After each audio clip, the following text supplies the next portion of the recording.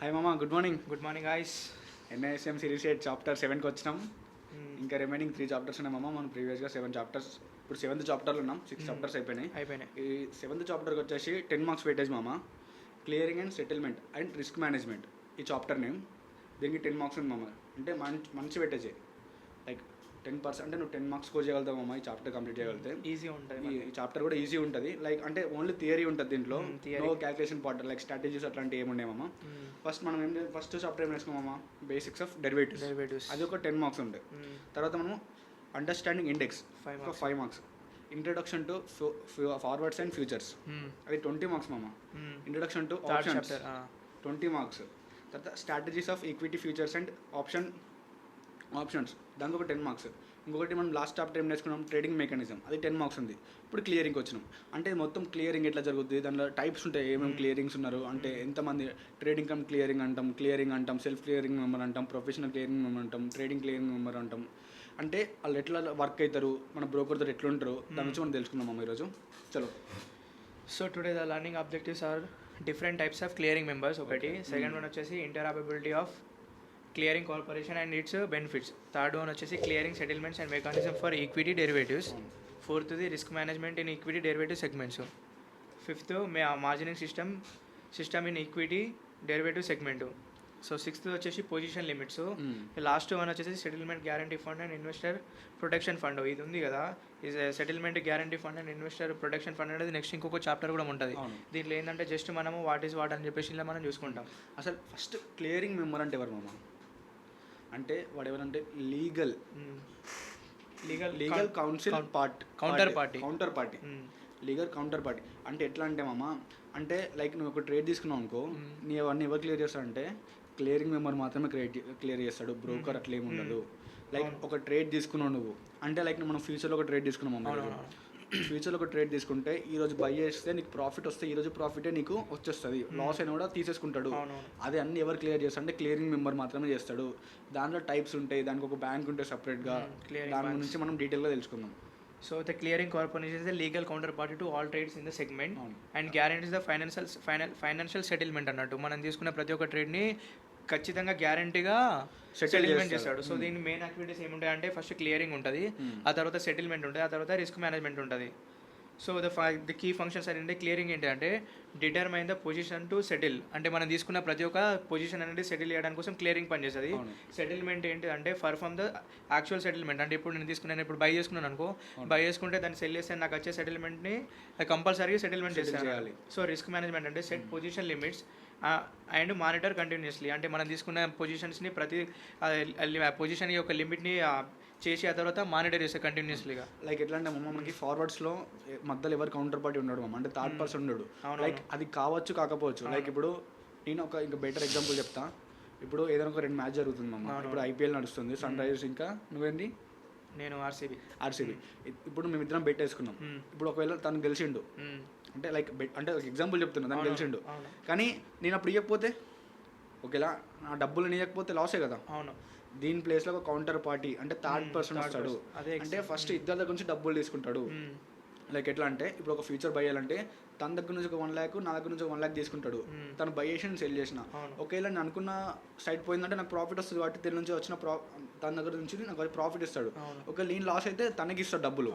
ఇట్లా దీని మధ్య కౌంటర్ పార్టీ వాడే క్లియరింగ్ మెంబర్.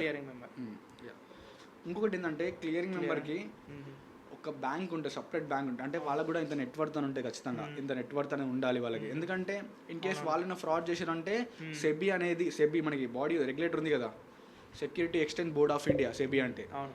సెబీకి కొన్ని డబ్బులనే ఫస్టే వీళ్ళు డిపాజిట్ చేస్తారు. చేసిన దాంట్లోకి ఇప్పుడు బై మిస్టేక్ చేశారు అనుకో, అప్పుడు సెబీ యాక్షన్ తీసుకొని అందులోకి వెళ్ళి డబ్బులు మనకి ఇస్తుంది.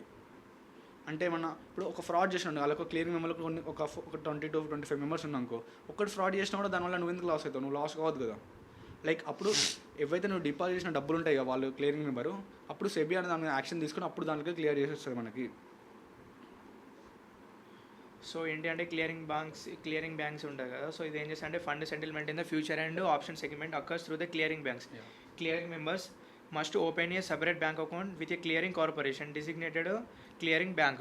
క్లియరింగ్ మెంబర్స్ అంటే వాళ్ళు క్లియరింగ్ కార్పొరేషన్ అంటే ఒకటి బ్యాంక్ అనేది క్లియరింగ్ లైక్ ఎట్లా అంటే నీ పర్సనల్ బ్యాంక్ అనేది ఉండే, ఇప్పుడు నాకు ఉంది, ఇప్పుడు నాకు ఎస్బీఐ బ్యాంక్ ఉంది, ఎస్బీఐ నీ సపరేట్ అని ఉండే, దానికంటే క్లియరింగ్ ఒక టీమ్ ఒక ఆఫీస్ ఉండి దానికంటే ఒక సపరేట్ అకౌంట్ ఉండాలి బ్యాంక్లో, క్లియరింగ్ అకౌంట్ వేరే.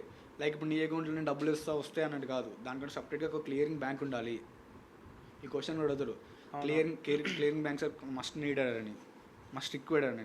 So clearing member eligibility norms ఏముంటాయంటే, ఫస్ట్ ఇప్పుడు మనం ఈ క్లియరింగ్ మెంబర్ అదే ఎలిజిబిలిటీ ఏముంటాయంటే net worth requirement 3 crores for clearing members handling deals for others. అంటే వీరు వాళ్ళ ట్రేడింగ్ మెంబర్ ఉంటారు కదా, సో వాళ్ళని డీల్ చేయడానికి కోసం ఏంటంటే వీళ్ళకి 3 crores అనేటివి మస్ట్ ఉండాలి. సో ఇంకొకటి ఏంటంటే 100 lakhs అంటే 1 crore. అంటే ఓన్లీ వీళ్ళు సెల్ఫ్ క్లియరింగ్ ఉంటాయి కదా, సెల్ఫ్ క్లియరింగ్ మెంబర్కి మినిమం 1 CR ఉండాలి, కానీ వాళ్ళ నెట్వర్త్ మాత్రం మినిమం 3 CR ఉండాలి. లైక్ అది బాండ్ లా ఉంటుంది, అది కూడా సెబీ దగ్గర ఉంటుంది, అంటే వీళ్ళు డిపాజిట్ చేయాలి అవి డబ్బులు ఫస్ట్. లైక్ ఎందుకంటే నేను చెప్పాను కదా ఇంతదాకా, మనం ఫ్రాడ్ చేసినా కూడా దాంట్లోకి వెళ్ళి తీసేస్తారు ఇది. సో సెకండ్ ఏంటంటే సెక్యూరిటీ డిపాజిట్ వచ్చేదంటే 50 lakhs to the clearing corporation. దీనికోసం మళ్ళీ సెక్యూరిటీ డిపాజిట్ కూడా చేయాలి 50 lakhs. ఇంకొకటి ఏంటంటే అడిషనల్గా ఒక్కొక్క నెంబర్ యాడ్ అయిన ఒక క్లియరింగ్ ఒక ఆఫీస్లో అడిషనల్గా ఒక నెంబర్ యాడ్ అయినాకో ఒక్కొక్క మెంబర్కి 10 lakhs ఇంకా యాడ్ చేయాలి, ఇంక్రిమెంట్ చేయాలి ఎవ్రీ ఫర్ 1% కోసం. అంటే ఇప్పుడు ఒక టీం ఉంది, ఆ టీంలో నేను జాయిన్ అవుతున్నాను అనుకో, నేను మళ్ళీ 10 lakhs యాడ్ చేసి నేను జాయిన్ కావాలి దీంట్లోకి, లైక్ క్లియరింగ్ మెంబర్కి. సో ఇప్పుడు ఇంటరాపరబిలిటీ అమాంగ్ క్లియరింగ్ కార్పొరేషన్ అంటే stock exchanges in India used to have their own clearing corporations.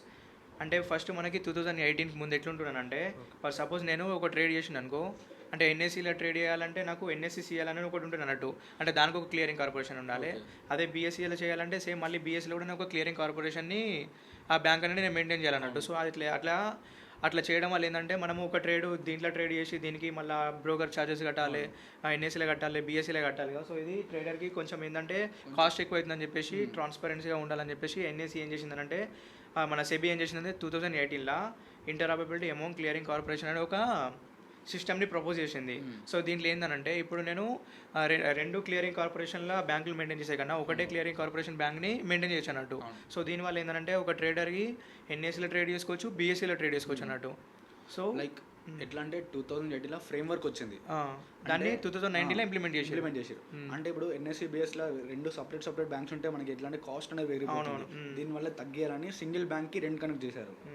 Like అది so lower caste for brokers అయితే అన్నట్టు. సో బెటర్ రిస్క్ మేనేజ్మెంట్ ఉంటుంది. ఇంకొకటి అంటే efficient use of collateral, encourage competition among clearing corporation. So ఇవి మనకి benefits ఉన్నాయి అన్నట్టు.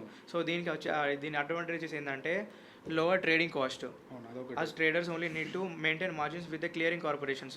అంటే ఏంటి, మార్జిన్స్ మెయింటైన్ చేయడానికి కోసము ఇంకా లోవర్ కాస్ట్ ఉంటుంది కాబట్టి. సో ఇది ఒక వన్ ఆఫ్ ద అడ్వాంటేజ్ అన్నట్టు. మార్జిన్ అంటే ఎన్ఎస్సీలో మనం ట్రేడ్ చేసిన వేరే మార్జిన్ ఉండాలి, బీఎస్సీలో ట్రేడ్ చేసిన వేరే మార్జిన్, అంటే లైక్ ఫ్యూచర్ ఉంది దానికి మార్జిన్ ఉండాలి. లైక్ ఇప్పుడు ఏంటంటే ఒక్క మార్జిన్ ఉన్నా సరిపోద్ది, అవునవును, దానికోసం మనకి మార్జిన్ కూడా తగ్గిపోతుంది, ఇంకోటి కాస్ట్ తగ్గిపోతుంది, ట్రేడింగ్ ఛార్జెస్ తగ్గిపోతుంది. ఇది బెనిఫిట్ కదా దీనివల్ల. అవునవును. So efficient use of capital by consolidating margins and collaterals. So third one వచ్చేసి ఏంటంటే continuous trading if possible even if one exchange has issues. అంటే ఎట్లా అంటే ఇప్పుడు మనం ఎన్ఎస్సీ బీఎస్సీ అనుకున్నాం కదా, సో ఎన్ఎస్సీలో ఏమైనా ఇష్యూ వస్తే బీఎస్సీలో ట్రేడ్ చేసుకోవచ్చు, బీఎస్సీలో ఏమైనా ఇష్యూ వస్తే ఎన్ఎస్సీలో ట్రేడ్ చేసుకోవచ్చు. సో ఇది ఒక మనకి advantage. So simplified compliance. So ఇదేంటంటే జస్ట్ ఫాలో ద రూల్స్ అన్నట్టు. మనం అది ఏమైతే ఎన్ఎస్సీ బీఎస్సీ ఏదైతే రూల్స్ ఉన్నాయో అవన్నిటిని సింపుల్గా ఒక దాని తర్వాత ఒక step by step clearing corporation అనేది ఈ రూల్స్ని ఫాలో కావాలి. సో ఇది మనకు ఒక advantage. So improved pricing and surveillance. అంటే క్లియరింగ్ కార్పొరేషన్స్ ఏదైతే సర్వీసెస్ ఉంటాయో వాటిని మనం కాంపిటీషన్ ఏమో క్లియర్గా ఫాలో అవుతాం అన్నట్టు. సో మనము ఫస్ట్ ట్రేడింగ్ మెకానిజం అంటే ఏందో తెలుసుకుందాం. ఇప్పుడు ఒక ట్రేడింగ్ మెకానిజం వర్క్ ఏంటంటే, లైక్ నేను ఒక ఎగ్జాంపుల్ ఏదైనా ఒక స్టాక్ ఐటీసీ స్టాక్, ఇప్పుడు ఐటీసీ అంటారా, రిలయన్స్ స్టాక్ బై చేసినాము అంటే నాకు దాంట్లో కొన్ని ఓపెన్ పొజిషన్స్ ఉన్నాయి, అవునా? అంటే నేను బై చేసింది సెల్ చేసే వరకు అది ఓపెన్ పొజిషనే, ఎప్పుడైతే సెల్ చేస్తానో అది క్లోజ్డ్ పొజిషన్. అంటే ఆ పొజిషన్స్ని మానిటర్ చేస్తాడు క్లియరింగ్ మెంబర్ అనేవాడు. లైక్ అంటే అది లాస్ అవుతుందా, ప్రాఫిట్ అవుతుందా, అది స్క్వేర్ ఆఫ్ చేయాలా, లేకుంటే లైక్ నాకు ఫ్యూచర్ ఉంది మామ దగ్గర మార్జిన్ లేకపోతే మార్జిన్ ఎంత అయితే ఉంటుందో అంతవరకే తీసుకుంటాడు. ఆఫ్టర్ నా మార్జిన్ అయిపోయిందంటే వాడు నన్ను స్క్వేర్ ఆఫ్ చేస్తాడు, లేకుంటే నేను మార్జిన్ యాడ్ చేసుకోవాలి నాకు ఇంటిమేట్ చేస్తాడు. అంటే అన్నీ మానిటర్ చేస్తాడు. క్లియరింగ్ మెకానిజం అంటే అది, అంటే మేజర్గా వాళ్ళు చేసే పని అది. అంటే లైక్ బై సెల్ అంటే బై చేసినప్పుడు మనం ఓపెన్ పొజిషన్ ఉన్నప్పుడు ఏం చేయాలి, క్లోజ్ పొజిషన్స్ ఉన్నప్పుడు ఏం చేయాలి. లైక్ ఎట్లా అంటే మామ నేను ఒక ఎగ్జాంపుల్ చెప్తాను. ఈయన పేరు వినయ్, నా పేరు కౌశిక్ కదా. ఇప్పుడు వినయ్కి రిలయన్స్ కంపెనీలో ఒక 1000 పొజిషన్స్ ఓపెన్ ఉన్నాయి మామ. కౌశిక్కి రిలయన్స్ కంపెనీలో ఒక 1000 పొజిషన్స్ ఓపెన్ ఉన్నాయి. ఇప్పుడు మొత్తం ఎన్ని పొజిషన్స్ ఓపెన్ ఉన్నాయి మాకు ఇద్దరు కలిపి? 2000 పొజిషన్స్ ఓపెన్ ఉన్నాయి. ఇంకొకటి సేమ్ మంత్ సేమ్ ఎక్స్పైరీ, గుర్తుపెట్టుకోండి, సేమ్ మంత్ సేమ్ ఎక్స్పైరీ. మళ్ళీ వినయ్కి ఒక 500 పొజిషన్స్ క్లోజ్ చేసిండు. అంటే వినయ్ దగ్గర ఎన్ని పొజిషన్స్ ఉన్నాయి ఇప్పుడు? 500 ఉన్నాయి. నా దగ్గర నేను ఒక 300 పొజిషన్స్ క్లోజ్ చేసిన. నాకు ఎన్ని ఉన్నాయి? 700 పొజిషన్స్. ఇప్పుడు ఇద్దరు దగ్గర ఎన్ని ఓపెన్ పొజిషన్స్ ఉన్నాయంటే, తన దగ్గర 500, నా దగ్గర 700, టోటల్ 1200 పొజిషన్స్ ఓపెన్ ఉన్నాయి నా దగ్గర, వినయ్ దగ్గర. ఇట్లా వాళ్ళు చూస్తారు ఎన్ని పొజిషన్స్ ఓపెన్ ఉన్నాయి, ఎన్ని పొజిషన్స్ క్లోజ్ అయినాయి. లైక్ ఒక example. So next settlement mechanisms. So settlement mechanisms 2 types ఉంటాయి. ఒకటి ఏంటంటే మార్కెట్ టు మార్కెట్ మెకానిజమ్స్ ఉంటుంది, ఫైనల్ సెటిల్మెంట్ ఉంటుంది. సో మార్కెట్ టు మార్కెట్ అని అంటే settlement which happens on a continuous basis at the end of each day. అంటే ఎట్లా అంటే సపోజ్ ఇప్పుడు కౌశిక్ వల్ల నిఫ్టీలో ట్రేడ్ తీసుకున్నాడు, నిఫ్టీనా లేకపోతే రిలయన్స్ అన్నాడు ఇంతకుముందు. సో రిలయన్స్లో ట్రేడ్ తీసుకున్నాడు. ఇవి ఒకవేళ ఆయన తీసుకున్న లాంగ్ పొజిషన్ తీసుకున్నాడు అనుకో, ఒకవేళ ప్రాఫిట్ వస్తే ఆ రోజు నాడు వచ్చే ప్రాఫిట్ అనేది అదే రోజు నాడు మార్కెట్లో ఎంత అయిందో ఆ రోజు నాడు ప్రాఫిట్ అనేది ఆయన దాంట్లో క్రెడిట్ అవుతుంది. ఒకవేళ లాస్ వచ్చింది అనుకో, అదే రోజు ఆయన క్యాపిటల్ ఉంటుంది సో దాని నుంచి డెబిట్ అవుతుంది. సో దీన్ని మనం మార్కెట్ టు మార్కెట్ ఫ్యూచర్స్ అంటాం కదా మనం. ఫ్యూచర్స్ ఇంట్రాడే చేస్తాం. ఇంట్రాడే ఓన్లీ డైలీ అంటే ఏ రోజు తీసుకున్నట్టు నెక్స్ట్ ఆ రోజు వరకు క్లోజ్ అయిపోవాలి. ఇంకొకటి ఏంటంటే మన ఫ్యూచర్స్ ఉంటుంది కదా, అంటే నీకు ప్రాఫిట్ వచ్చినా లాస్ వచ్చినా ఆ రోజే మార్జిన్ అనేది క్లోజ్ అయిపోవాలి. అంటే లైక్ ఎట్లా అంటే ఈరోజు నాకు 10,000 ప్రాఫిట్ వచ్చింది అంటే క్లియరింగ్ మెంబర్ ఏం చేస్తాడంటే నీకు 10,000 ఈ రోజే క్రియేట్ చేస్తాడు. ఒకవేళ 10,000 లాస్ వచ్చింది అనుకో, 10,000 లాస్ వస్తే క్లియరింగ్ మెంబర్ ఏం చేస్తాడు, ఆ 10,000 అప్పుడు డెబిట్ చేసుకుంటాడు. లైక్ ఇది ఏంటంటే మార్క్ టు మార్క్ సెటిల్మెంట్. ఇంకోటి ఫైనల్ సెటిల్మెంట్ ఉంటుంది. అంటే ఇప్పుడు నాకు ఆప్షన్లో ఒక ట్రేడ్ తీసుకున్నాను నేను, అర్థమైంది. ఒక నిఫ్టీ 25,000 ఒక ఐటీఎం దగ్గర, లైక్ ఇప్పుడు నిఫ్టీ ఎక్కడ ఉంది ఇప్పుడు 25,000 అంటే ఓటీఎం దగ్గర దానికి ఒక ప్రీమియం 100 రూపీస్ ఉంది మామ. నేను బై చేసుకున్నా, అది 200 పోయింది. నాకు ఎప్పుడు సెటిల్మెంట్ అవుతుంది? ఆఫ్టర్ ఎప్పుడైతే ఎగ్జిట్ అయిపోతానో ఆ పొజిషన్ నుంచి, అంటే ఓపెన్ చేసిన పొజిషన్ క్లోజ్ చేస్తానో అప్పుడు నాకు అది ఫైనల్ సెటిల్మెంట్ అంటాను నేను. అది 100 దగ్గర బై చేసిన నేను 200 దగ్గర నేను సెల్ చేసుకున్నాను అనుకో, ఒక 1 మంత్ ఒక అంటే లైక్ ఎక్స్పైరీకి ఒక 1 వీక్, అంటే ఎక్స్పైరీస్ కూడా 1 వీక్. ఇప్పుడు నిఫ్టీలో ఎక్స్పైరీ 1 వీక్ ఉంది, 1 మంత్ ఎక్స్పైరీ ఉంది. లైక్ నాకు 1 మంత్ ఎక్స్పైరీ తీసుకున్నాను అనుకుందాం. 1 మంత్ హోల్డ్ చేస్తే నాకు ఒక 1000, నాకు ఒక 100 రూపీస్ వచ్చినాయి. ఇంటూ 75 అంటే 7,500 వచ్చినాయి నాకు. లైక్ అర్థమైందా? నాకు ఆ రోజు ఫైనల్ సెటిల్మెంట్ జరుగుతుంది. లేకపోయింది అనుకో, అది 100 రూపీస్ కాస్త 10 రూపీస్ అయింది. అంటే నేను ఎంత లాస్ అయింది? 90 రూపీస్ లాస్ అవుతున్నా. ఆ లాస్ డబ్బులు కూడా కట్ చేసుకుంటారు ఆ లాస్ట్ రోజు వరకు. అంటే ఫస్టే నువ్వు ఆప్షన్ బయ్యరు నీ ప్రీమియం కట్టేస్తున్నావు కదా మార్కెట్కి, అంతేనా కదా? ఆప్షన్ బై నీ ప్రీమియం కట్టేస్తున్నావు, ఆప్షన్ సెల్లర్కి వస్తుంది నువ్వు కట్టిన ప్రీమియము. ఇది మనకి ఫైనల్ సెటిల్మెంట్ మామ. సో ఇందులో ఫైనల్ సెటిల్మెంట్స్ ఇప్పుడు ఏంటంటే ఫైనల్ సెటిల్మెంట్ అని చెప్పింది కదా. సో ఫైనల్ సెటిల్మెంట్స్ ఎట్లా జరుగుతాయి అంటే క్యాష్ సెటిల్డ్ జరుగుతాయి కొన్ని, ఫ్యూచర్ కాంట్రాక్ట్స్. సో ఇంకా డైలీ సెటిల్మెంట్లో మార్కెట్ ఏంటంటే క్యాష్, అట్లా కూడా క్యాష్లో జరుగుతాయి. ఇంకోటి మనం అనుకోవచ్చు మామ, చాలామంది సెటిల్మెంట్స్ ఉంటాయి కదా మనకి. ఎప్పుడైనా చూడండి, ఎప్పుడైనా మీకు బ్రోకర్లు ఎప్పుడైనా T0, T1, T2, T+1, T+0, T+2. Like ఎట్లా అంటే T అంటే టుడే టైం, T+0 అంటే ఈ రోజు సెటిల్మెంట్. అంటే ఈ రోజు ఉన్న స్టాక్స్, ఏమైనా స్టాక్స్ ఉంటారు కదా, ఈ రోజు ఉన్న స్టాక్స్ ఈ రోజు అమ్ముకోవడం ఛాన్స్ ఉంటుంది, T0 స్టాక్స్ అంటాం. T+1 అంటే ఈరోజు ఏమైనా స్టాక్ కొన్నాము మనం, లైక్ ఏదన్నా బ్రిటానియా స్టాక్ కొంటే అది ఈరోజు అమ్ముకోనికి ఉండదు. T+1 అంటే ఈరోజు అమ్మిన, ఇప్పుడు లైక్ ఇప్పుడు 12 అవుతుంది కదా, 12కి బై చేసినాం, నెక్స్ట్ డే ఓపెన్ అంటే మార్కెట్ ఉన్న రోజు నెక్స్ట్ డే 12కి మాత్రమే అమ్ముకోగలుగుతావు, ఆఫ్టర్ 12 తర్వాత అమ్ముకోగలుగుతావు. T+1. T+2 అనుకో, లైక్ ఎట్లా అంటే ఇప్పుడు మళ్ళీ ఐటీసీ అనుకుందాం, ఈరోజు బై చేసిన స్టాక్ రేపు అమ్ముకోనికి ఉంటుంది, ఎల్లుండి మళ్ళీ ఈ 48 అవర్స్ తర్వాత అమ్ముకోనికి ఉంటుంది. లైక్ ఇది T+2 స్టాక్స్ అంటాం. సో ఇలా ఏంటంటే మళ్ళీ మనకి ఏంటంటే option contracts involve 2 types of settlements ఉంటాయి. ఒకటి ఏంటంటే డైలీ ప్రీమియం సెటిల్మెంట్ ఉంటుంది, ఇంకొకటి ఫైనల్ సెటిల్మెంట్ ఉంటుంది. సో ఫస్ట్ వచ్చేసి ఏంటంటే డైలీ ప్రీమియం సెటిల్మెంట్ ఏంటి అంటే this is the daily process way the buyer of an option pays the premium and the seller receives the premium. ఇది ఎట్లా పనిచేస్తానంటే సపోజ్ ఇప్పుడు నేను బయ్యర్ని, ఈయన సెల్లర్ కౌశిక్. నేను ఏం చేస్తున్నా అంటే కౌశిక్ దగ్గర నుంచి నేను కొన్ని షేర్స్ కొనుక్కోవాలనుకుంటున్నా. సో నేను ఏం చేస్తానంటే ఈయన నాకు షేర్స్ అమ్ముతాడు కదా, సో నేను ఈయనకి ప్రీమియం పే చేసి నేను ఈ దగ్గరికి వెళ్ళి షేర్ తీసుకుంటాను అన్నట్టు. సో అప్పుడు ఏమైతే అంటే మేము మా ఇద్దరి మధ్యన ఒక కాంట్రాక్ట్ ఉంటుంది కదా, సో డైలీలో అనుకుంటాం. ఇప్పుడు డైలీలో నేను ఇప్పుడు నీ దగ్గరికి వెళ్ళి ఒక 1000 షేర్స్ నేను కొనుక్కుంటున్నా, సో నేను దానికి నేను ఒక 100 రూపీస్ ప్రీమియం పే చేసిన, సో నువ్వు ఆ ప్రీమియం తీసుకొని నాకు 100 షేర్స్ ఇస్తావు అన్నట్టు. సో ఇట్లా ఈ సెటిల్మెంట్ అనేది జరుగుతాయి అన్నట్టు. సో దీన్ని మనం డైలీ ప్రీమియం సెటిల్మెంట్ అని అంటాం. సో నెక్స్ట్ ఏంటి అంటే ఫైనల్ ఎక్సర్సైజ్ సెటిల్మెంట్ అని అంటే ఇప్పుడు మనం తీసుకున్న ఫైనల్ సెటిల్మెంట్ ఇంతకుముందు నువ్వు ఎక్స్ప్లెయిన్ చేసినావు కదా, అంటే లాస్ వచ్చినా ప్రాఫిట్ వచ్చినా కూడా ఆ రోజు వరకే లాస్ట్ డే కాదు అది. మనం ఎప్పుడైతే ఎక్స్పైరీ ఉన్నదో లేకుంటే మనం ఎప్పుడైతే ఎగ్జిట్ అయిపోతామో అది ఫైనల్ సెటిల్మెంట్ అవుతుంది. లైక్ ఇప్పుడు ఇప్పుడు ఒక పొజిషన్ సెల్ చేసినప్ప నిఫ్టీలో, నేను నిఫ్టీ కాదు కానీ ఏదైనా ఎగ్జాంపుల్ గేల్ స్టాక్ ఉంది కదా ఆయిల్ది, గ్యాసెస్, దాన్ని నేను ఒక సెల్ చేసి కూర్చున్నా. నేను ప్రీమియం బయర్కి ఎంత, నాకు బయర్ ప్రీమియం ఎంత వేసానంటే ఒక్కొక్క ప్రీమియం మీద 50 రూపీస్ ఉందమ్మా. 50 రూపీస్ని నాకు ఎంతైతే ప్రాఫిట్, 0 అయితే ప్రాఫిట్ ఇంటూ 100, నా లాట్ సైజ్ ఇంటూ 100 అనుకుందాం, అంటే 1000 ఉంటుంది. బెటర్ ఎగ్జాంపుల్ అంటే ఎక్స్ప్లెనేషన్ కోసం 100 చెప్తున్నా. ఇంటూ 100, 50 ఇంటూ 100 అంటే 5000 రూపీస్ మమ్మ.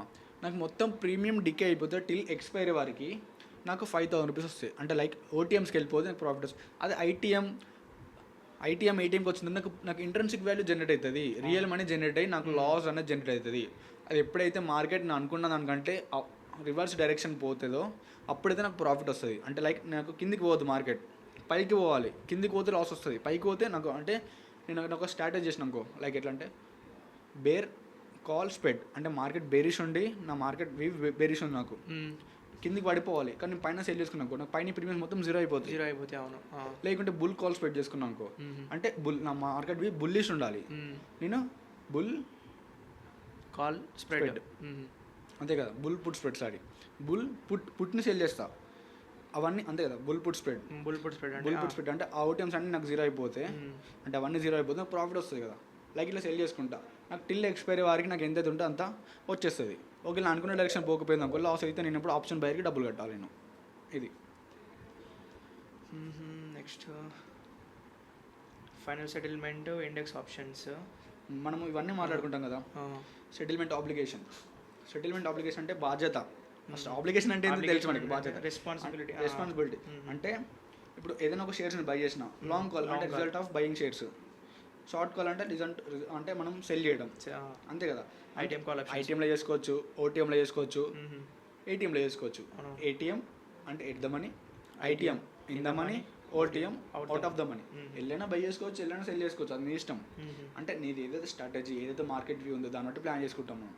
లైక్ ఎట్లా అంటే మనము లాంగ్ పుట్ మనం ఇందాక ఆల్రెడీ 5th చాప్టర్లో మనం అన్ని స్ట్రాటజీ చూసినాం. ఒకసారి మీరు కావాలంటే మళ్ళీ ఒకసారి చూడండి, అక్కడికి వచ్చి long call, long put, short call, shot put, మళ్ళీ ఇంకోటి 4 స్ప్రెడ్స్ నేర్చుకున్నాం మనం. తర్వాత స్ట్రాంగిల్ strategy, iron counter, iron fly, మొత్తం 12 స్ట్రాటజీ ఉంటాయమ్మా. ఒకసారి చూడండి ఇవన్నీ. సో ఐటీఎం పుట్ ఆప్షన్స్ ఏంటంటే in the money, put options వచ్చేసి లాంగ్ పుట్. ఏం చేస్తామంటే resulting in selling the shares, అంటే మనం ఒకవేళ అక్కడ పర్టికులర్ రేంజ్ నుండి మార్కెట్ పడిపోతే అని మనకు తెలిసినప్పుడు ఏం చేస్తామంటే మనం లాంగ్ పుట్ చేస్తాం. సో ఇది మనం ఎక్స్ప్లెయిన్ చేస్తాం దాంట్లో ఫస్ట్లోనే. సో షార్ట్ పుట్ ఏంటంటే రిజల్ట్స్ బయింగ్ ద షేర్స్. ఎందుకంటే మళ్ళీ వీడియో బాగా లెంత్ అయిపోద్ది. ఇదంటే ఈ టాపిక్ మొత్తం థియరీ టాపిక్ కాబట్టి ఎక్కువ లాగ్ చేయొద్దు, బోర్ వస్తుంది, అందుకోసం. So settlement obligation value is equal ఏంటంటే calculated based on the strike price of the option contracts.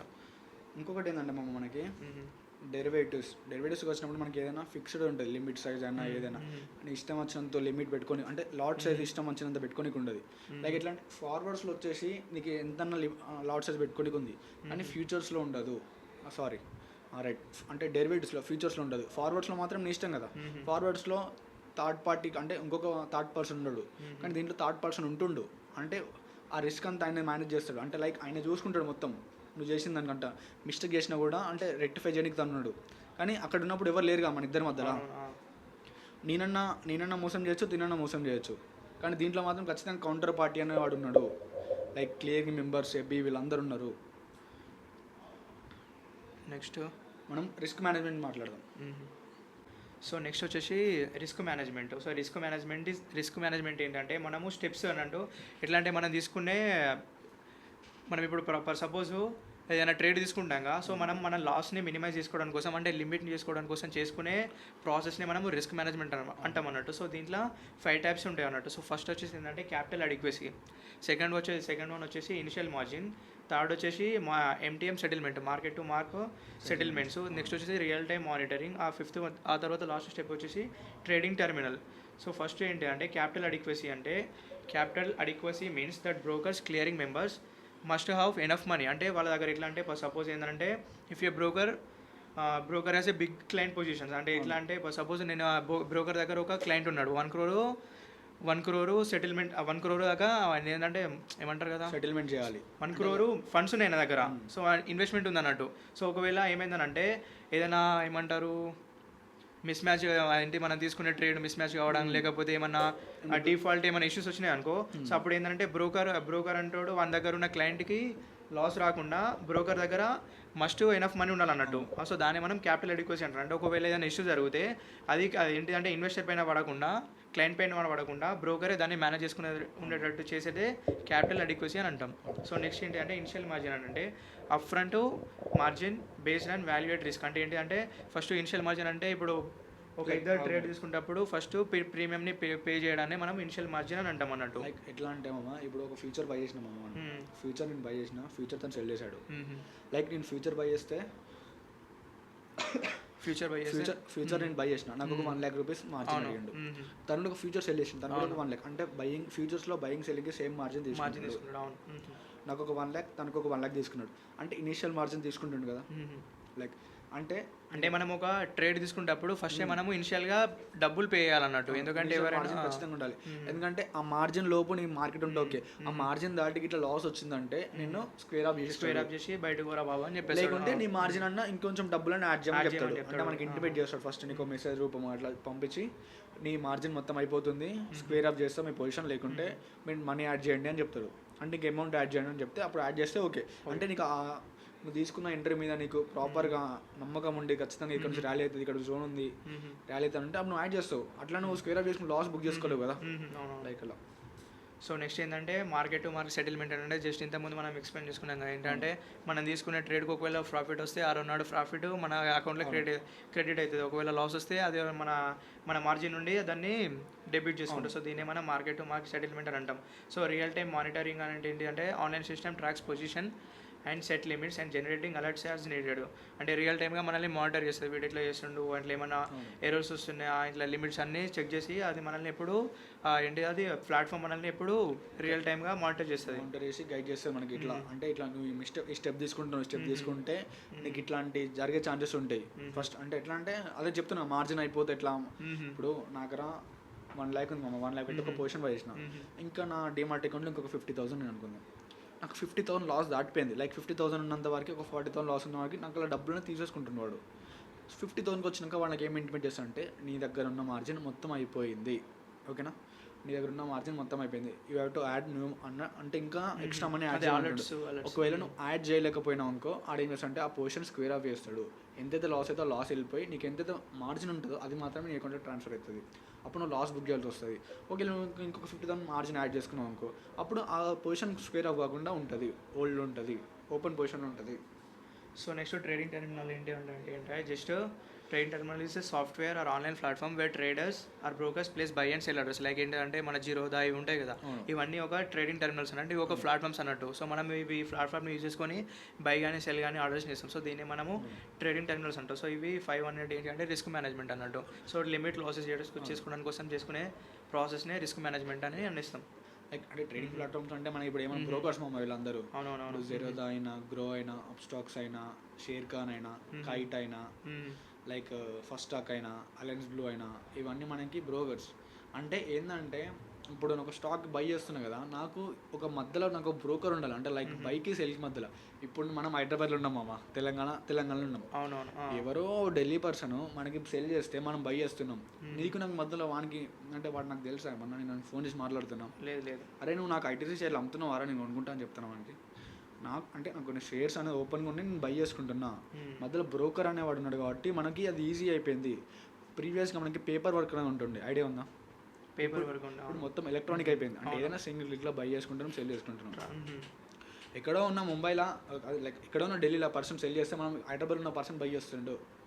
మధ్యలో దీనికి నాకు మధ్యలో ఒక బ్రోకర్ ఉంది కాబట్టి నాకు ఈజీ అయిపోతుంది. బ్రోకర్ ఏం వట్టిగా వేయడు మమ్మ, దానికంటే బ్రోకర్ ఛార్జెస్ తీసుకుంటాడు. ఒక్క బై చేసిన 20 రూపీస్, సెల్ చేసిన 20 రూపీస్, మళ్ళీ stamp duty tax, SSC tax, SEBI charges ఇవన్నీ మళ్ళీ అలాగే చెప్పనా అవన్నీ బ్రోకర్ ఛార్జ్ ఉంటుంది. ఎస్టీటీ చార్జెస్ ఉంటుంది, ఎక్స్చేంజ్ ఫీజు ఉంటుంది, గుడ్ సెబీ చార్జెస్ ఉంటుంది, ఐపీఎఫ్టీ చార్జెస్ ఉంటుంది, జిఎస్టీ ఉంటుంది. ఇవన్నీ ఇంక్లూడ్స్ ఉంటాయి. ఇంకా నువ్వు తీసుకున్న సైజింగ్ పొజిషన్ బట్టి లైక్ ఫీచర్స్కి మళ్ళీ వేరే ఉంటుంది, ఆప్షన్స్కి వేరే ఉంటుంది, మళ్ళీ ఈక్విటీలో వేరే ఉంటుంది, ఇంట్రాడేలో వేరే ఉంటుంది, చార్జెస్ డిఫరెంట్ ఉంటుంది. కానీ 20 రూపీస్ ఫర్ ఒక పొజిషన్ ఓపెన్ చేసినాక 20 రూపీస్ తీసుకుంటాడు, ఒక పొజిషన్ క్లోజ్ చేసిన 20 రూపీస్. అంటే అన్నిటికీ 20 అని చెప్పా. లైక్ ఇప్పుడు ఫస్ట్ ఒక 15 రూపీస్ తీసుకుంటుంది. లైక్ ఒక్కొక్క బ్రోకర్ ఒక్కొక్కటి. మ్యాక్సిమం ఏ బ్రోకర్ అని 20 రూపీస్ చార్జ్ చేస్తాడమ్మా. నేను ఫస్ట్లో ఏం చేస్తానంటే మాకు ఐడియా లేనప్పుడు నేను అంటే ఫస్ట్ మనకు తెలియదు కదా, మనం ఎట్లా అంటే ఒక 100 రూపీస్ ఉన్నాయి అనుకో మన డిమార్ట్ అకౌంట్లో. 100 రూపీస్ ఉంటే మనం ఏమనుకుంటుంటే అరే 100 రూపీస్ ఉన్నాయి కదా, అప్పుడు మనం ఇప్పుడు ఒక షేర్ అంటే 400-500 పడుతుంది. అంటే మంచి షేర్ తీసుకోవాలంటే అరే 5 రూపీస్ షేర్ కొంటే మనకి ఎన్ని షేర్స్ వస్తారా అని ఆలోచించిన. 5 రూపీస్ షేర్ కొంటే 20 రూపీస్ వస్తారా అనుకున్నా. నాకు 20% వస్తే ఎగ్జాక్ట్ అయిపోదాం అనుకుంటా. అంటే 20% అంట నాకు 100 రూపీస్కి 20 రూపీస్ వచ్చినాయి. నేను బై చేసిన నాకు 20 రూపీస్ పడ్డాయి, సేల్ చేసిన 20 రూపీస్ పడ్డాయి. అంటే నాకు ఉల్టా ఇంకా 20 రూపాయలు లాస్. నాకు అర్థం కాలేదు, అరే ఇన్ని డబ్బులు ఎందుకు 40 రూపీస్ అంటే నా డిమాండ్ కానీ 100 రూపీస్ యాడ్ చేసినప్పుడు నాకు ఎందుకు 40 రూపీస్ లాస్ అయింది, 20 రూపీస్ వచ్చినాయి, ఇంకా 20 రూపీస్ ఎందుకు 80 రూపీస్ అయింది ఇప్పుడు సెల్ చేసినాక. నాకు అప్పుడు అర్థమైంది అంటే ఎన్నైనా తీసుకోమమ్మా, మినిమం ఒక పొజిషన్ తీసుకోవాలంటే 20 రూపీస్ పడుతుంది. 100 షేర్స్ కొన్నా 1000 షేర్స్ కొన్నా 20 రూపీస్ అయితే ఖచ్చితంగా. ఫర్ ఓపెన్ పొజిషన్కి 20, క్లోజ్ పొజిషన్కి 20. అంటే ఓపెన్ చేయడానికి 20 రూపీస్ పడుతుంది, దాన్ని క్లోజ్ చేయడానికి 20 రూపీస్, 40 రూపీస్ పడుతుంది. నాకు తెలిసి నా డిమార్ట్ అకౌంట్లో చాలా బ్రోకర్ ఛార్జ్లు కట్టిన ఒక 10,000 పైన ఉంటుంది. సో నెక్స్ట్ వచ్చేసి ఏంటంటే margining and mark to market under span. So span అంటే ఏంటంటే standard portfolio analysis of risk. So దీని ఆబ్జెక్టివ్ వచ్చేసి ఏంటంటే identify potential risk in a portfolio, determine the largest possible loss a portfolio might suffer in one day, set initial margin to cover the potential losses. ఏంటంటే ఇది scientific ఏంటంటే ఇద్దరి మధ్య ఎంత initial margin pay చేయాలి, buyer కానీ seller కానీ ఎంత ఇనిషియల్ మార్జిన్ పే చేయాలి అనేది అప్ఫ్రంట్గా ఇది ముందే మనకి ఈ ఏంటి standard portfolio analysis of risk అనేది తెలియజేస్తుంది అన్నట్టు. సో మార్జినింగ్ అండర్ స్పాన్ ఏంటి అంటే ఇది వరస్ట్ కేస్ సినారీలో ఎంత వోల్టాలిటీ చేంజెస్ అవుతుంది, ప్లస్ ఇంకా మనం ఎంత ప్రీమియంని ఫస్ట్ ఇనిషియల్గా కట్టాలి అనేది చెప్తే అన్నాడు. ఫర్ ఎగ్జాంపుల్ ఏంటంటే ఇప్పుడు నేను ఒక నిఫ్టీని 1 లాట్ని బై చేయాలని అనుకుంటున్నా.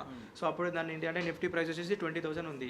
సో అప్పుడు స్పాన్ ఏం చేస్తాను అంటే ఇది క్యాలిక్యులేట్ చేస్తాను అన్నట్టు వరస్ట్ కేసు సినారియోలో ఎంత రిస్క్ పోయే ఛాన్సెస్ ఉందని చెప్పేసి మొత్తం క్యాలిక్యులేట్ చేసేసి అయితే నేను అప్పుడు 20,000 కొనాలనుకునేదానికి ప్రీమియంని నువ్వు ఇంత కట్టాలని చెప్పేసి డిపాజిట్ చేయమని చెప్తాను అన్నట్టు. 75,000 క్లాస్ అనేది ఉంది కదా వరస్ట్ కేసులో. సో దాన్ని నువ్వు ఫస్ట్ అయినా మెయింటైన్ చేయాలని చెప్పేసి చెప్పేసి సో దీన్ని మనము మాదేంటి అంటే స్పాన్ అంటాం అన్నట్టు. మనం దీంట్లో ఏంటంటే మనకి మార్జిన్ సిస్టమ్స్ ఒకటి ఉంటాయి మనం.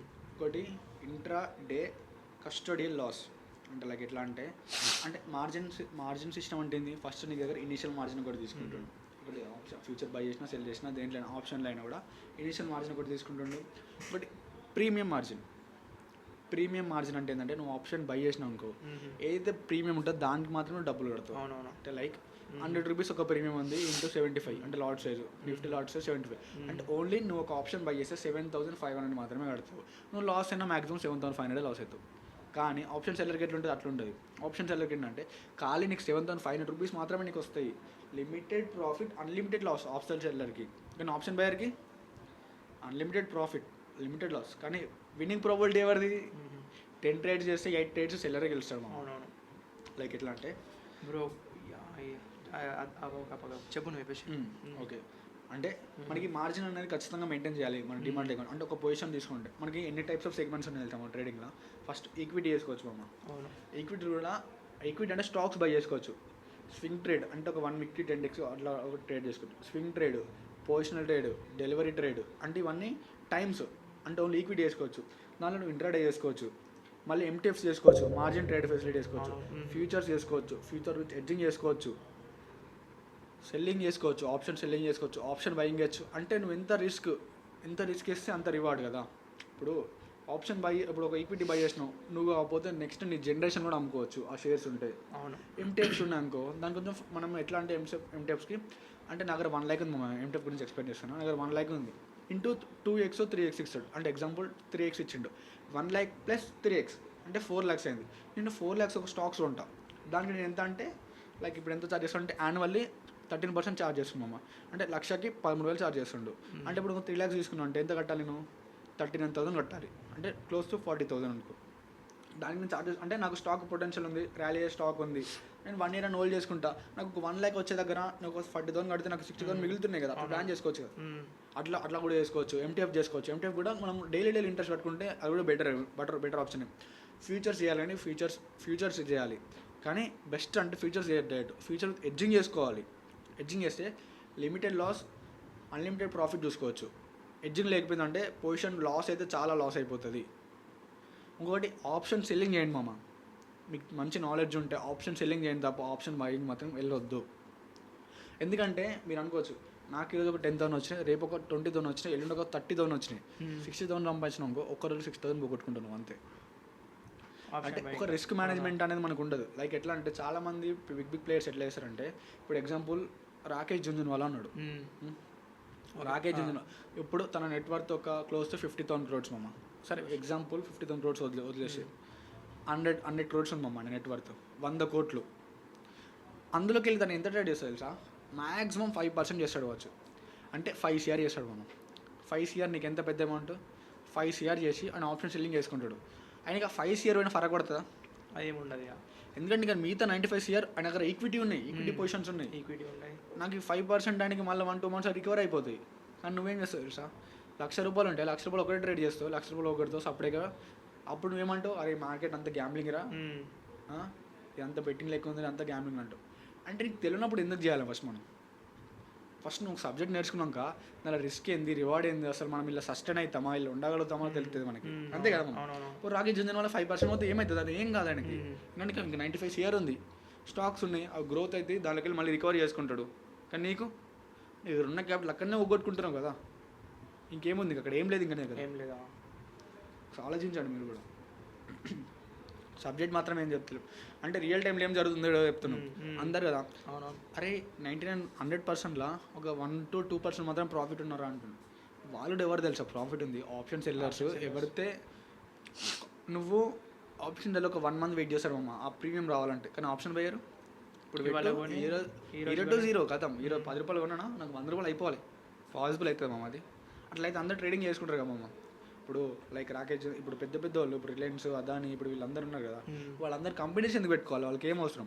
అన్ని డబ్బులు ఉన్నాయి వాళ్ళ దగ్గర, ఒక్కొక్క దగ్గర. ట్రేడింగ్ చేస్తే సరిపోతుంది. ఇప్పుడు రిలయన్స్ లైక్ అంబానీ దగ్గర 30 lakh crores ఉందమ్మా, ట్రేడ్ చేసుకోవచ్చు కదా. ఎందుకు కంపెనీస్ పెట్టుకున్నాడు మరి? ట్రేడ్ చేసుకుంటే ఎక్కువ డబ్బులు వస్తాయి కదా మరి. ఇంకా అంత కంపెనీ అన్ని మేనేజ్ చేయాలి. ఇప్పుడు జియో ఫైనాన్స్ అయినా, రిలయన్స్ అయినా, ఇంకో ఇవన్నీ ఉన్నాయి కదా, మరి ఇవన్నీ ఎందుకు తనకి ఇంత కష్టం ఎందుకు? డైరెక్ట్ ట్రేడ్ చేసుకోవచ్చు కదా. ఎప్పుడు పాసిబుల్ కాదు. మీరు కూడా ఫాస్ట్ మనీ కోసం ఉరకకండి, సబ్జెక్ట్ నేర్చుకోండి. తర్వాత లైక్ మీకు ఇంకొక జాబ్ ఉంటే ఆ డబ్బులు వచ్చే డబ్బులు ఇన్వెస్ట్ చేసుకోండి. దీంట్లోకి వెళ్ళి మొత్తం గ్రోత్ అవుతుందంటే కష్టం. బాగా చెప్పినట్టున్నా, ఫీల్ అయితే సారీ మామ. నెక్స్ట్ ఏంటిది? 7.7 మ్యాక్సిమం అయిపోయింది మా చాప్టర్, ఇది అంతేం లేదు. ఇంకోటి ఏంటంటే పొజిషన్ లిమిటింగ్ ఉంది కదా. So position limits in derivative exchange అంటే ఒకటి అంటే క్లయింట్ లెవెల్ ఒకటి ఉంటుంది, ఇంకొకటి ఏంటంటే trading member wise position limit ఉంటుంది, ఇంకొకటి మార్కెట్ వైడ్ పొజిషన్ లిమిట్ ఉంటుంది. ఎట్లా అంటే ఇప్పుడు క్లయింట్ లెవెల్ పొజిషన్ లిమిట్స్ ఏంటంటే, ఇప్పుడు సపోజ్ ఒక ఇండివిజువల్ సెక్యూరిటీస్ ఏంటంటే ఒక క్లయింట్కి ఎంత అంటే 5% ఆఫ్ ద ఇట్లా ఇప్పుడు మనం తీసుకునే, ఇప్పుడు ఫర్ సపోజ్ నేనున్నా ఆ క్లయింట్కి ఎంత అంటే ఓపెన్ ఇంట్రెస్ట్ మొత్తంని తీసేసుకొని ఒక కంపెనీలో 15% కంటే ఎక్కువ, అంటే దానికంటే ఎక్కువ ఆయనకు ఛాన్స్ ఉండే అన్నట్టు ఆ కంపెనీలో 15% కంటే ఎక్కువ ఇన్వెస్ట్ చేయడానికి కోసం కానీ ట్రేడింగ్ చేయడానికి కోసం కానీ లిమిట్స్ అనేది. ఎందుకంటే లిక్విడిటీ ఇష్యూస్ వస్తాయి, అంటే మార్కెట్ని వాళ్ళు చాలా పంప్ చేసి డబ్బులు చాలా పంప్, అంటే నేనున్నా ఇప్పుడు మనం ఏం చేయలేము. అవును, ఇప్పుడు బిగ్ ప్లేయర్స్ ఉంటారు కదా, లైక్ ఫారెన్ ఇన్స్టిట్యూషన్ పీపుల్ అన్న, domestic institution people, like LIC అనుకుందాం మనం. వాళ్ళు ఎక్కువ డబ్బులు పంప్ చేసారు అనుకో, ఒక్కసారి 100 crores, ఇప్పుడు 1000 crores ఉన్న కంపెనీకి 100 crores పంప్ చేసారు అనుకో, అప్పుడు ఏమవుతుంది నీకు అక్కడ మార్కెట్ స్పీడ్గా ర్యాలీ అవుతుంది, అంటే ఆ స్టాక్ స్పీడ్ ర్యాలీ అవుతుంది. ఒక్కసారి వాడు సెల్ చేసినంటే వాంతో నువ్వు బై చేస్తున్నావు. అవునవును, అంటే ఆడ ర్యాలీ అవుతుంటారే, స్పీడ్ ర్యాలీ అవుతుందో, స్టాక్ మంచిగా ఉందని అప్పుడు మనందరం ర్యాలీ చేస్తాం, మనందరం డబ్బులు కడతాం కదా. అప్పుడు ఒక్కసారి అమ్మేసిన అంటే మనందరం లాస్ అయిపోతాం. 100 rupees ఉన్న స్టాక్ 120 rupees పోయింది, వాడు 120 దగ్గర అమ్మేసుకున్నాడు. అప్పుడు నువ్వు లాస్ అవుతున్నావు, నువ్వు 120 దగ్గర బై చేసినావు, నువ్వు మళ్ళీ 100కి వస్తాను లాస్ 20 rupees. అట్లా చేయకుండా సెబీ ఒక రూల్ తెచ్చింది, అంటే లైక్ ఎట్లా అంటే ఇంత పొజిషన్ లిమిటింగ్, ఒక మాత్రమే ఉండాలి అట్లా. సో నెక్స్ట్ ఏంటంటే trading member wise position limits ఏంటంటే, ఇప్పుడు సపోజ్ ట్రేడింగ్ మెంబర్ ఉంటాడు కదా, సో ఇండెక్స్ కానీ ఫ్యూచర్ ఆప్షన్స్లో ఏంటంటే 500 crores of 500 crores or 15% of total market open interest అంటే ఒక 500 crores కంటే ఎక్కువ చేయలేడు.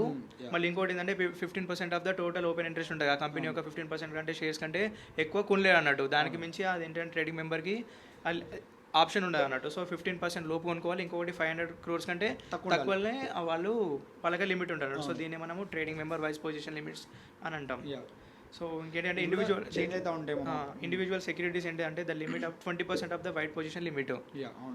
సెక్యూరిటీస్లో ఏంటంటే 20% ఉంటుంది మార్కెట్ మొత్తంలో వైట్ లిమిట్. అదే ట్రేడింగ్ మెంబర్కి ఉన్న పొజిషన్ లిమిట్స్ ఏంటంటే 20%. అది సెక్యూరిటీస్లో వచ్చేసరికి index and future and options వచ్చేసి ఏంటంటే 500 crores లేకపోతే 15% of the total open interest ఎంత అవుతుందో అంతకు మించి వాళ్ళకి ఆప్షన్ ఉండదు అన్నట్టు. సో నెక్స్ట్ ఏంటంటే మార్కెట్ వైడ్ పొజిషన్ లిమిట్స్ అంటే ఏంటంటే ఒక ఫ్రీ ఫ్లోట్ ఉంటుంది కదా. ఫ్రీ ఫ్లోట్ అంటే మనం అప్పుడు చెప్పుకున్నాం కదా. ఇట్లా ఏంటంటే నేను చెప్తాను లైక్ ఫ్రీ ఫ్లోట్ మార్కెట్ అంటే 20% గుర్తుపెట్టుకోండి. 20% అంటే ఇప్పుడు 100 రూపీస్ మామకు వస్తుంది. ఇప్పుడు ఎగ్జాంపుల్ ఈ పెన్ ఉంది మామ. ఈ పెన్ ఒక కంపెనీ లైక్ ఏదైనా సెల్లో కంపెనీ మామ.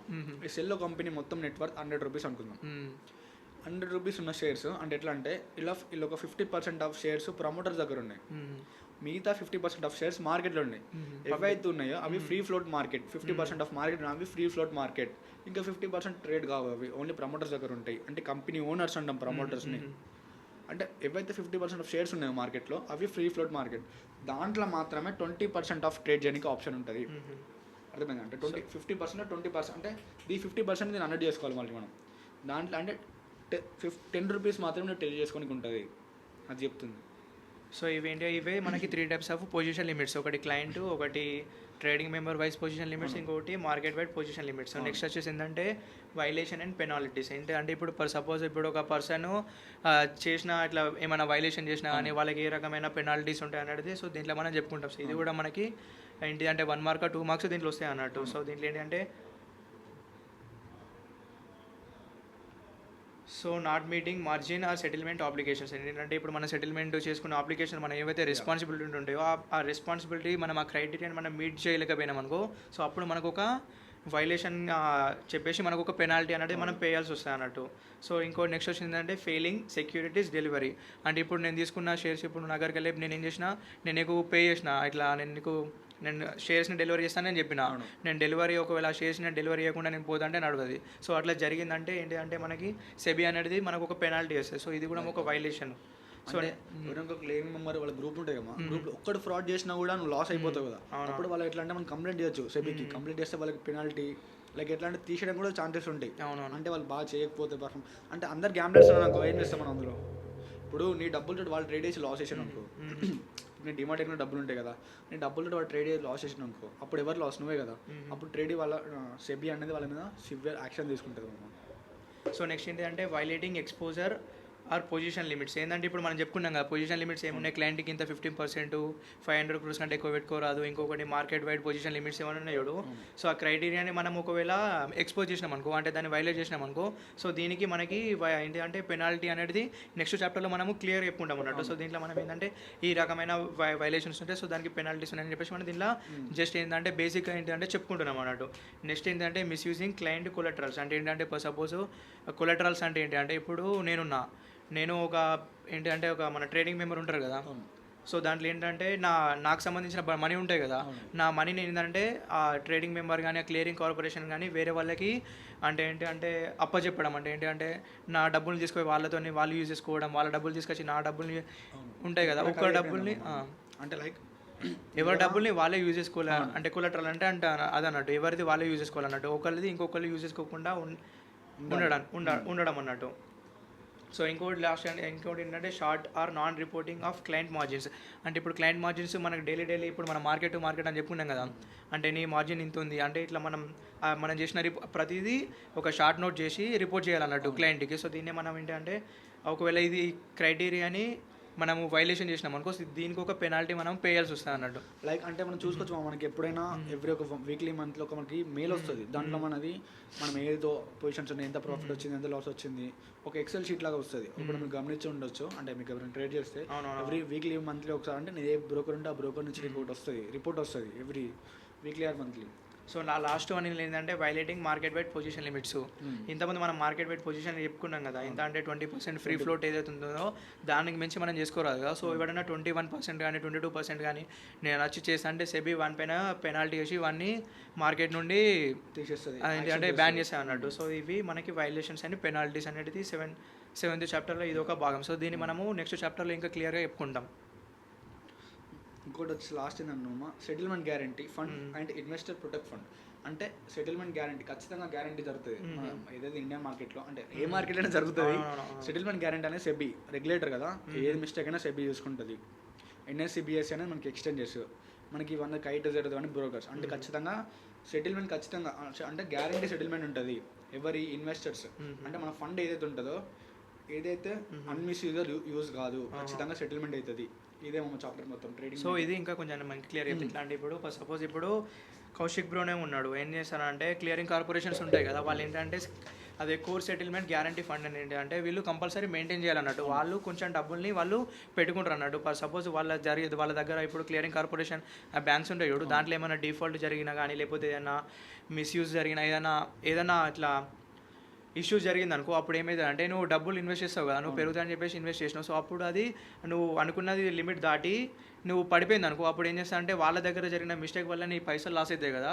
సో అప్పుడు వీళ్ళు ఏం చేస్తారంటే అది మన ఏంటంటే సెబీ ఒకటి తీసుకొచ్చింది అన్నట్టు, అంటే ఇన్వెస్టర్ ప్రొటెక్షన్ ఫండ్ అన్నట్టు ఫండ్.